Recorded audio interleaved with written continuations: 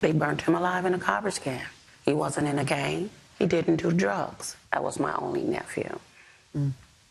He was 15 years old. 2 years, $10,000, nothing. Give me a hug. Thank you so much. Thank you so much. I'm so sorry. That was from our town hall last year. The woman I shared that hug with is Rochelle Sykes. Her nephew, Demetrius Griffin, was murdered by a vicious gang. And at that time, no arrests had been made after 2 years of investigation. And 1 year later, have Demetrius's killers been brought to justice? Joining me now is Rochelle Sykes and Polly Sykes, Demetrius's mother. Rochelle, it is good to see you again. Nice seeing you. And Rochelle, I didn't meet you last time. You couldn't be with us. It's kind of difficult. I know. And Polly, tell us no leads in this investigation. We have no leads. We need as much help as we can to bring the killers to justice. That's why it's important to us to keep the story out here so we can get help. All kids' life matters to me. And my son was viciously taken from me, burnt alive in the garbage, and no mother should have to deal with that. So it's kind of hard for me right now. Polly, there are no words. Rochelle, 1 in 6 murders are solved in this city. 1 in 6. It's the lowest solving murders rate in the country. It's the worst called clearance rate in the country. How does that make everybody here feel? It makes me feel horrible. It makes me feel that we as people don't value life, don't value children. We don't have any values anymore. Demetrius was a loving, sweet kid. He was 96 pounds. He was 4'9". They burnt him beyond recognition. I had to get dental records to identify him. We had no service, no way to say goodbye. We had to take him straight from the morgue to the grave. We had to have a memorial service. What we keep doing, and it's been 3 years, there hasn't been nothing. Nobody's said anything, nobody's turned in anything, nothing. We need to stop waiting till it hit our doorstep. We need to say something if we see something. Everyone here, everyone in society, not the snitch, no snitch thing. If it's wrong, report it. And Polly, you see a lot of coverage of other crimes around the United States, and they're serious, whether mass shootings in other states and other communities.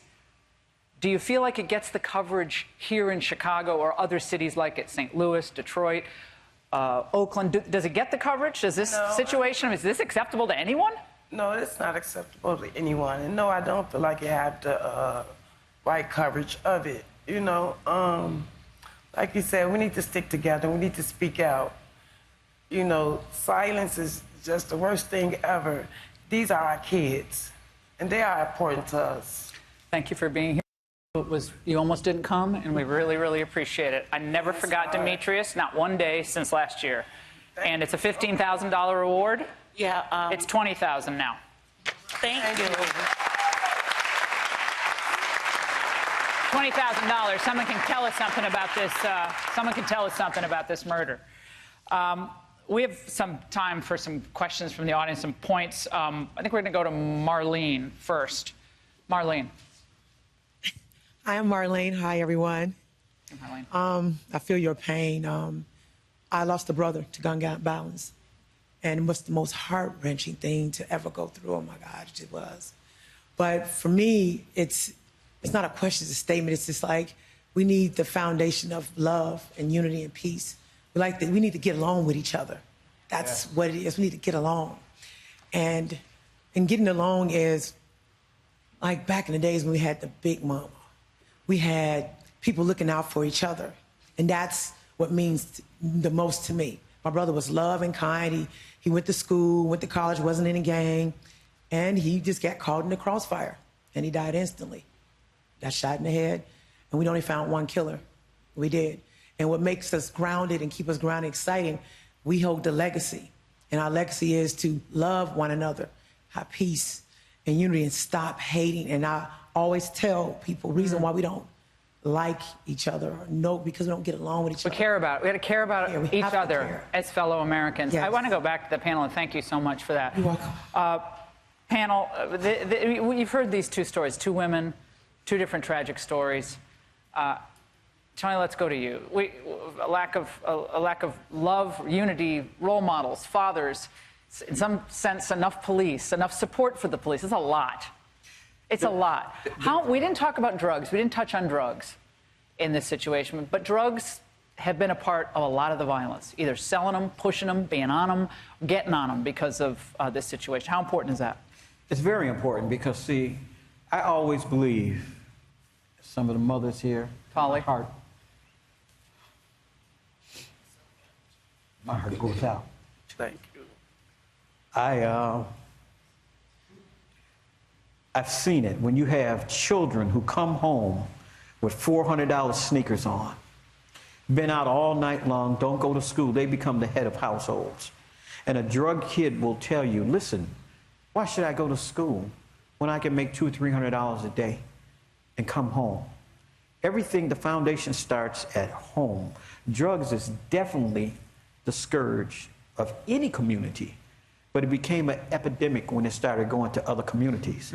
See, it's always been here in the black community.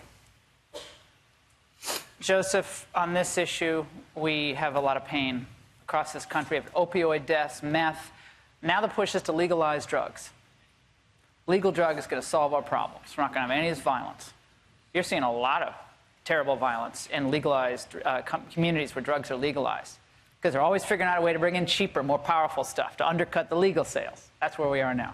For lack of censorship, I'll not repeat what I was thinking in my mind, but I will say this, that it's not just the opioid epidemic. I mean, in one community it's an epidemic, in another it's a scourge. But particularly in our community, we're seeing the second and third generation of crack babies. We're also seeing a large influx in the number of kids who have learning disabilities.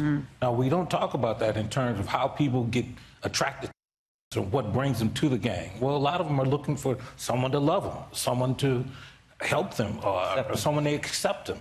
And that's what you find happening in a lot of these communities, particularly ours. Anthony, but there's hope here. There's hope in this room tonight. There's hope. The people that came here tonight to tell their story, to share their pain, and to demand action from within ourselves and from our leadership. I want people to know here that we have put violence on trial in Illinois. Violence is on trial in Illinois. And we are turning pain into policy. Pain into policy. I am a grieving father. It don't feel good when you lose your child. It affects your whole DNA. I want every citizen here I need everybody in America to be very patriotic, help us pass comprehensive legislation on violence as a human health crisis and a disease. We will all be eliminated from this planet if we don't get control. Legislation is very key right now. We need people to walk with us to Springfield. Thank you very much. Thank you for being here, panel.